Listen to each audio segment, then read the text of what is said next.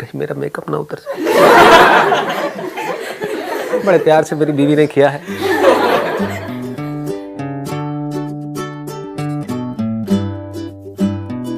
Question कि how to maintain the emotional stability, that is a big issue. मतलब emotions में जो उथल पुथल होते रहते हैं उसको हम कैसे स्टेबल रखें। सो ओवर थिंकिंग, लाइक कुछ भी चीज़ हो उसके बारे में हम सोचते रहते हैं, मतलब उस टाइम वो काम छोड़ के दूसरे काम की तरफ कैसे जाए। Good question. मतलब कि over thinking, the problem of over thinking, कि हम सोचते बहुत ज़्यादा हैं, करते बहुत कम है। तो ऐसा कैसे हो कि हम उतना ही सोचें जितना हमको करना है, ना उससे ज़्यादा ना उससे कम। सर मैं एक चीज़ जानना चाहता हूँ, आपने हमेशा कहा कि अपनी इंटरनल वॉइस को सुनो, इंटरनल वॉइस को सुनो, बट सर हमारा इंटरेस्ट है वो चेंज होता रहता है। Sir how to stay on that कि मतलब हम एक पे फोकस कर सकें। जस्ट हमने 2 दिन फोकस किया, 3 दिन फोकस किया, प्रॉब्लम आई, हमने उसे छोड़ दिया। ठीक है, मतलब आप ये कह रहे हो कि मैं कहता हूँ कि अपने अंदर की आवाज़ को सुनो, लेकिन हमारे अंदर की आवाज़ रोज़ बदलती रहती है ना। रोज़ कोई नया आइडिया आ जाता है, फिर जो पुराना है वो पीछे चला जाता है, फिर वहाँ पर कोई प्रॉब्लम आती है, फिर वहाँ से ध्यान हट जाता है, फिर कोई नया आइडिया हमको अट्रैक्ट कर लेता है। मतलब हम किसी भी एक चीज में एक्सीलेंस को अचीव नहीं कर पाते। That is what you are asking, right? The same is my question. हाँ, कि हम उसके एंड तक नहीं जा पाते। एंड तक जाने का मतलब है उसमें सक्सेसफुल नहीं हो पाते। जैसे हमारी अपब्रिंगिंग होती है तो वैसे ही हमारी थिंकिंग बन जाती है, तो वो चेंज नहीं हो पाती। जैसे हमारे पेरेंट्स की थिंकिंग जैसी होती है वो हम चेंज नहीं कर पाते। जैसे उनकी एक ही बात है कि यही रास्ता है और ऐसी सक्सेस मिलेगी, तो वो ना चेंज होना चाहते हैं और वो हमारी ऐसे करते हैं कि हम भी चेंज नहीं कर पाते उनकी वजह से। तो हमारी थिंकिंग एक ही रास्ते पे चलती है कि अब यही चीज़ है और ऐसे ही होगा, तो एक पर्टिकुलर माइंडसेट बन जाता है हमारा, तो वो चेंज नहीं हो पाता है। आप क्वेश्चन ये पूछ रहे हो कि किस तरह से हम अपनी थिंकिंग को उससे अलग करें, क्योंकि उस थिंकिंग का हमको कुछ बेनिफिट नज़र नहीं आ रहा है। क्योंकि हम उनकी लाइफ को ध्यान से अगर ऑब्जर्व करेंगे तो हमको उनकी लाइफ में कुछ बहुत मज़ेदार नहीं नज़र आ रहा है। तो अब हम इससे ये आइडिया लगा सकते हैं कि अगर हमारी थिंकिंग भी वैसी ही रही जैसी उनकी थी या उनकी है, तो हमारे साथ भी वही होने वाला है जो उनके साथ हुआ है या हो रहा है। तो क्या हम चाहते हैं हमारी लाइफ बिल्कुल वैसी हो जैसी आपकी पेरेंट्स की है? हाँ, तो ये पहला स्टेप है। द मोमेंट यू से नो, तो अब यहां से आपकी थिंकिंग बदलने लग जाती है। अदरवाइज आपके जो डिसीजंस होंगे वो फियर के ऊपर होंगे। नहीं तो आप क्या कहोगे कि नहीं, घर वाले जो कह रहे हैं वो कर लो। पहले आपको ये पूछना, हाँ ठीक है कर तो लो, वो तो एक सेफ एंड सिक्योर ऑप्शन है कि जो वो कह रहे हैं चुपचाप करते चले जाओ। लेकिन उससे होगा क्या? उससे मान लो आपको एक ऐसी लाइफ मिल जाएगी जैसी आपके पेरेंट्स की है, तो क्या आपको वैसी लाइफ चाहिए? अगर चाहिए तो कोई प्रॉब्लम नहीं है। I am not judging somebody. हो सकता है आप कहो हाँ ठीक है मुझे ऐसी ही लाइफ चाहिए, देयर इज नो प्रॉब्लम। फिर ये क्वेश्चन इररिलेवेंट हो जाता है वहां पर। बट द मोमेंट यू से नहीं मुझे ऐसी लाइफ तो बिल्कुल नहीं चाहिए नहीं चाहिए, है ना, ऐसी नहीं चाहिए कि मैं थकना नहीं है जिंदगी में, कि एज चाहे कितनी भी हो जाए डरना नहीं है जिंदगी में, रिस्क लेने से नहीं डरना है, फेलियर से नहीं डरना है। अगर हमें ऐसा बनना है तो इसका मतलब हमारी थिंकिंग उनसे बिल्कुल अलग होनी चाहिए। क्योंकि अगर वो अपनी लाइफ से खुश नहीं है अपनी थिंकिंग की वजह से, अपने एक्शंस की वजह से, तो अगर आपकी वैसी थिंकिंग है वैसी एक्शंस है तो आपको भी खुशी मिलने वाली नहीं है। तो ये आपको डिसीजन लेना है। The moment you take this decision, तो यहां से एक नई एक थॉट प्रोसेस शुरू हो जाती है। आप बहुत देर से खड़े हुए हो, please have a seat. Let's give a big hand for her. तो हमारा ये टॉपिक निकल करके आ गया है। आज का टॉपिक क्या निकल करके आया है? घूम फिर के हम आ रहे हैं थिंकिंग के ऊपर।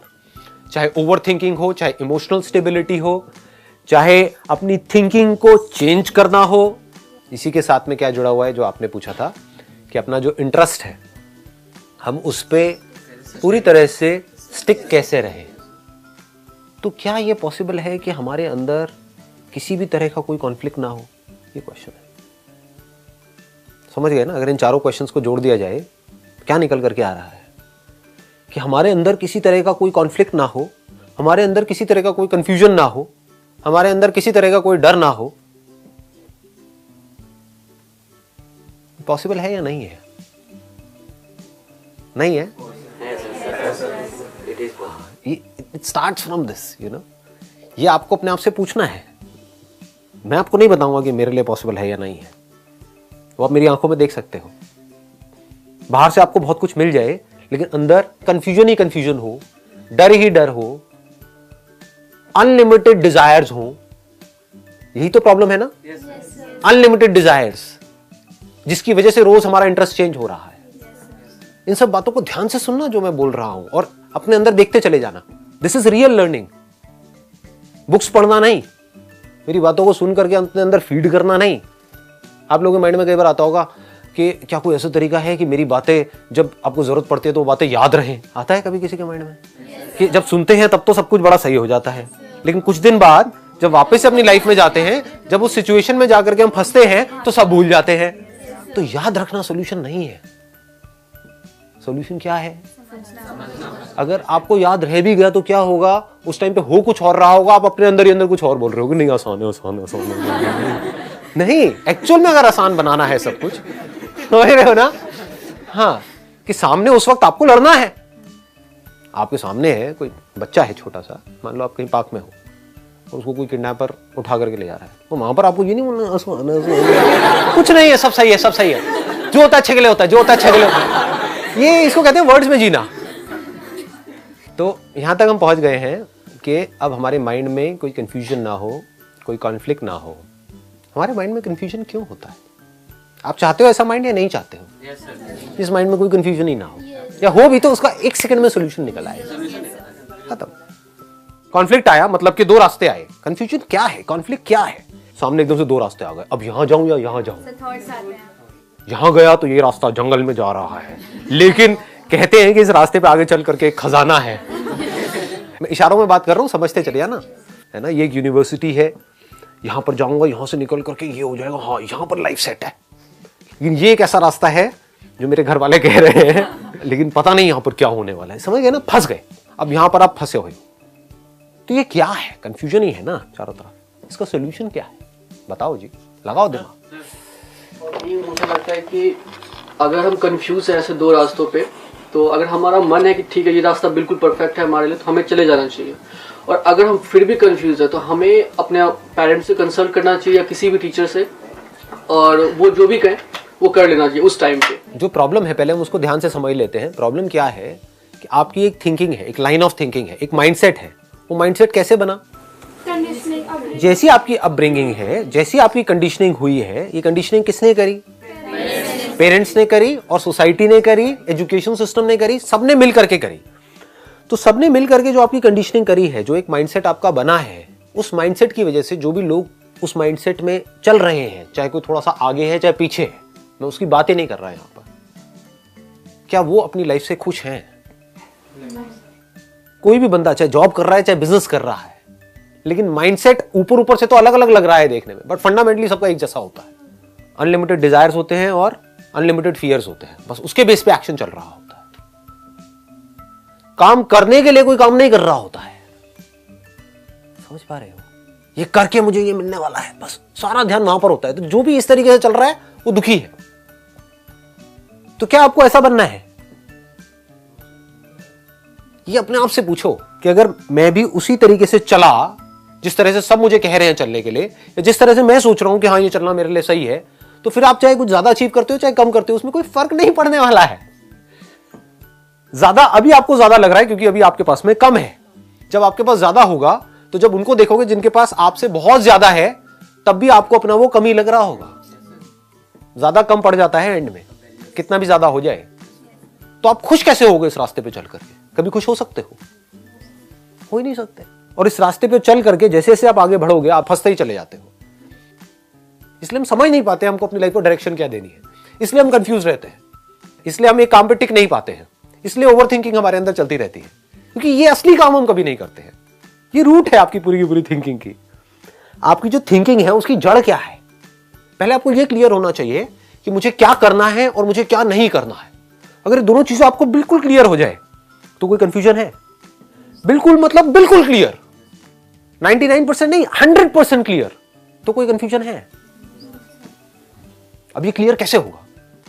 आप समझ पा रहे हो ना, मैं प्रॉब्लम की जड़ में जा रहा हूं। जब तक आपको ये नहीं पता कि मुझे क्या करना है, आपको ये भी नहीं पता कि मुझे क्या करना है, आपको ये भी नहीं पता कि मुझे क्या नहीं करना है ना कब बोलना है, no I will not do it, do you have the courage to say that? इसका मतलब आपको क्लियर नहीं है। डिसीजन तो आप ले लोगे, लेकिन क्लैरिटी के साथ नहीं लोगे, कॉन्फिडेंस के साथ नहीं लोगे, बस ले लोगे डिसीजन। चल यार कुछ समझ नहीं आ रहा, ये है, यही कर लेता हूं, इन पिन सेफ्टी पिन टॉस करके देख लेते होते हैं ऐसे डिसीजंस होते हैं या नहीं होते हैं?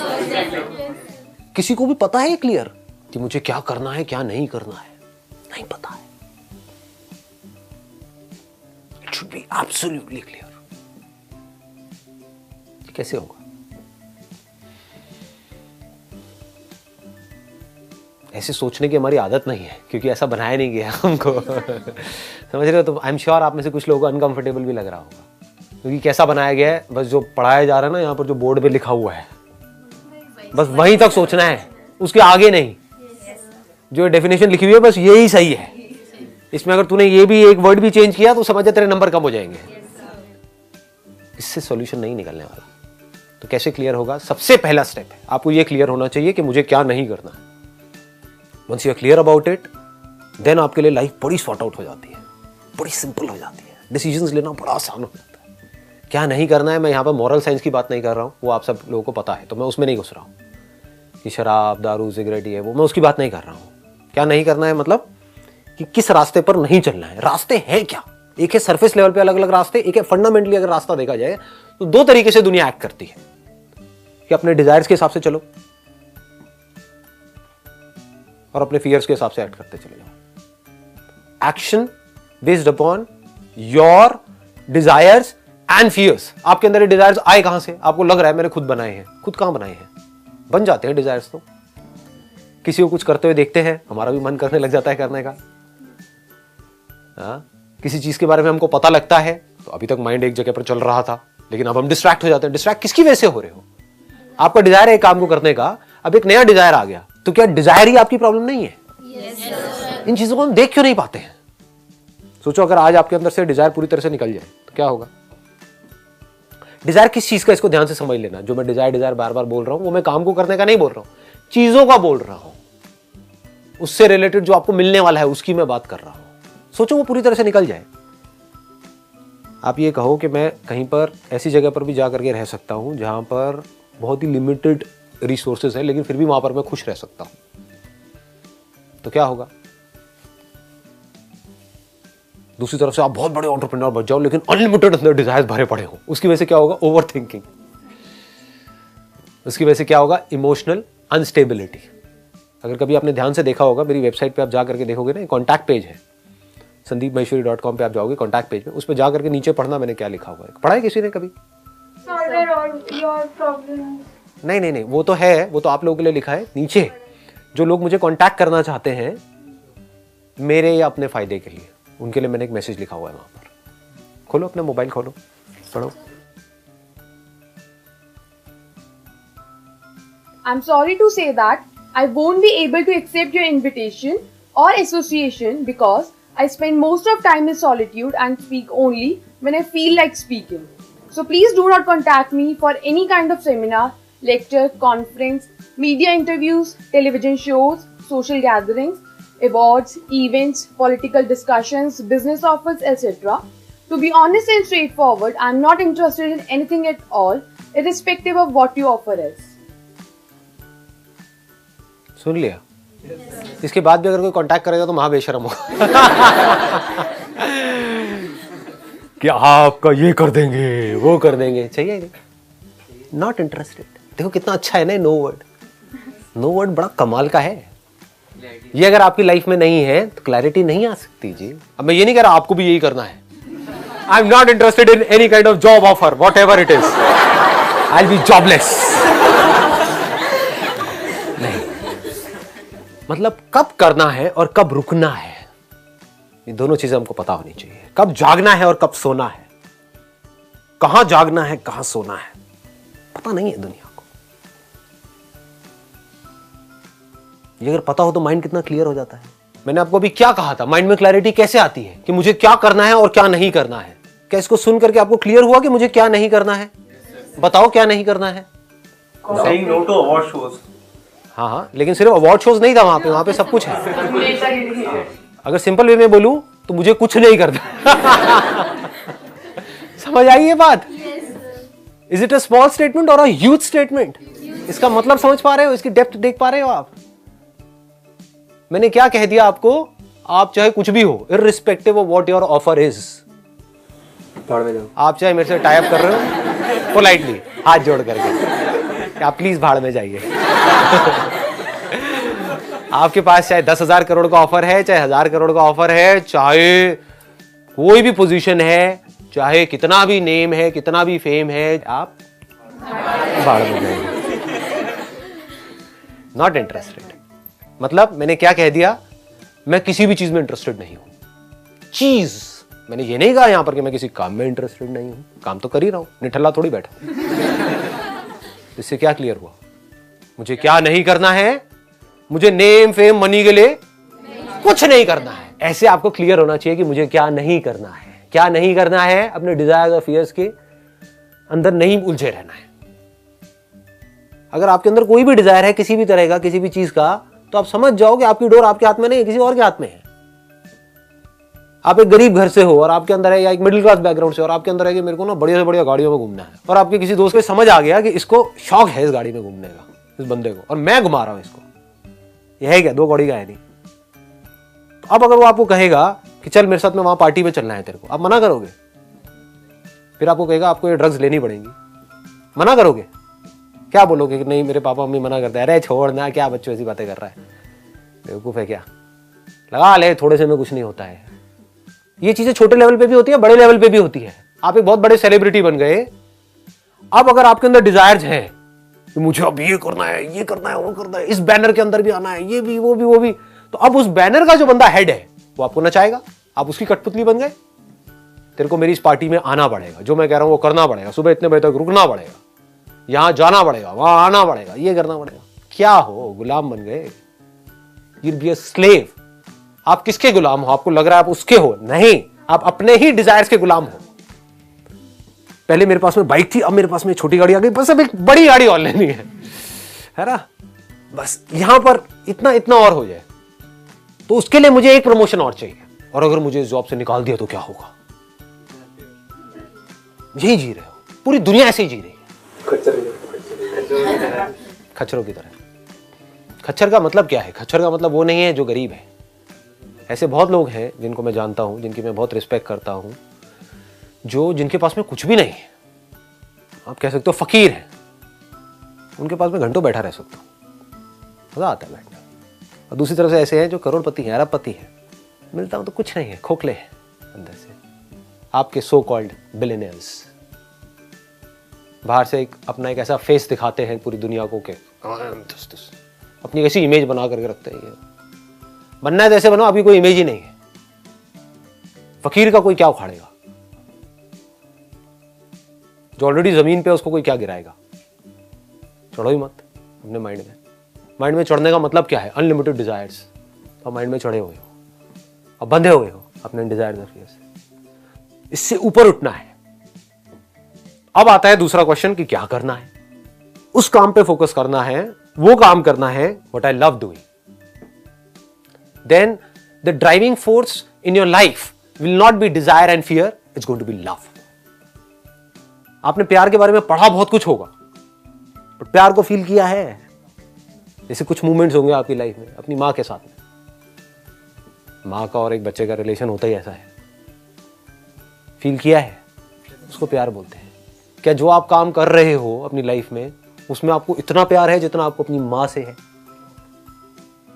अब आप कहोगे ये काम मेरे को मिलेगा कैसे? अरे क्यों नहीं मिलेगा? The moment you are absolutely clear कि मुझे क्या नहीं करना है, मुझे खच्चरों की रेस में शामिल नहीं होना है, तो अब आपको सिर्फ ये फिगर आउट करना है कि what is it that I love doing, जो मुझे अभी नहीं पता क्या है बट मुझे फिगर आउट करना है। यही तो खेल का मजा है। अगर आपको बिल्कुल क्लियर हो तो फिर तो स्ट्रक्चर हो गया ना। फिर उसमें खेल क्या है, फिर डिस्कवरी क्या है? और जहां पर डिस्कवरी नहीं है, जहां पर कुछ अनसर्टेनिटी नहीं है, वो खेल नहीं है।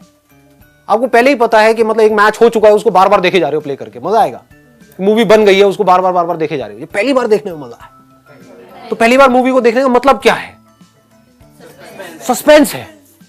अब what you need from me is a guarantee कि मुझे कोई ऐसा तरीका बता दो कि मुझे अभी समझ आ जाए कि मुझे क्या करना है और मेरा माइंड वहां से हिले ही ना और मैं बस वही करूं और मैं सक्सेसफुल हो जाऊं, मेरे माइंड में और कोई थॉट्स ही ना आए। ऐसा नहीं होता है। हाँ, ख्याली दुनिया से बाहर आ जाओ, मुझे पता है आप लोगों के माइंड में क्या चल रहा है। ऐसा नहीं होता है। फिर वो खेल नहीं है, कोई रास्ता नहीं है, कोई पैटर्न नहीं है, कोई मैप नहीं है। इसीलिए मजा है, एक थ्रिल है लाइफ कि आपका क्या इंटरेस्ट है, क्या पैशन है, what is it that you love doing. आपको नहीं पता है, मुझे भी नहीं पता है, आपके घर वालों को भी नहीं पता है, फिगर आउट करना है। I need to find out. If you reach a particular place जहां पर आपको जो पैशन है, the deepest passion of your life is your profession, तो क्या होगा, धीरे धीरे उसमें आपको सक्सेस मिलनी ही मिलनी है। तो आपके पास इतना पैसा आ जाएगा कि अब आपको पैसे की टेंशन नहीं है। फिर उस पैसे को आप यूज करोगे अपने पैशन को और पैशनेटली करने के लिए, क्योंकि चीजों के तो डिजायर है ही नहीं, फियर पूरी तरह से निकल चुका है।